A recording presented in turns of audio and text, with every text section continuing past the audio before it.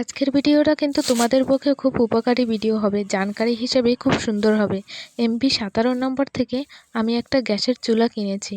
তো তোমরা দেখতে পাচ্ছ আমি এটা আনবক্স করে এনেছি। তারপরে আনবক্স করার পরে তোমরা এই যে দেখো চুলাটা কেমন হয়েছে একটু কমেন্টে কিন্তু জানিয়ে যাও। তোমরা আন্দাজ করে বলো তো এই চুলাটার দাম কত হতে পারে। গ্যাসের চুলার দাম হিসেবে আমার কিন্তু চুলাটা খুব ভালো লেগেছে। তো তোমরা কমেন্টে বলো তোমাদের কেমন লেগেছে।